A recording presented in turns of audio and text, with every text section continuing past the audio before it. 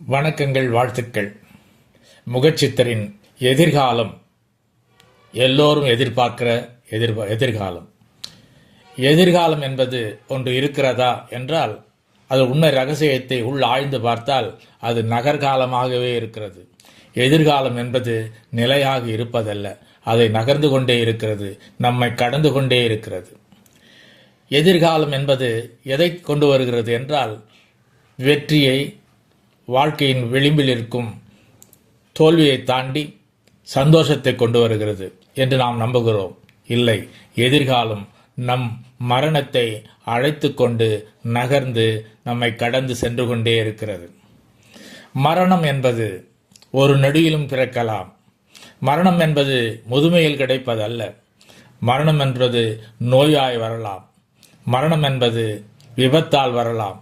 மரணம் என்பது நம்மை நாமே ஏற்படுத்தி கொள்ளலாம்.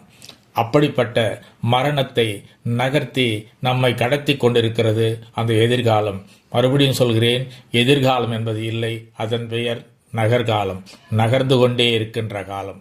அப்படி நகர்ந்து கொண்டே இருக்கின்ற காலத்தில் வாழ்க்கையில் மனதை இறைவன்பால் திருத்தி, இறைவன் நாமத்தை ஜெபித்து, இறைவன் மேல் நம்பிக்கை கொண்டு, இறைவனை பிரார்த்தித்து, நல்ல சிந்தனை, நல்ல சொல், நல்ல செயல் இவைகளை தாண்டி நாம் கடந்தால் நிச்சயமாக எதிரில் வருகின்ற அந்த நகர்காலம் நிச்சயமாக சொர்க்கமாகும்.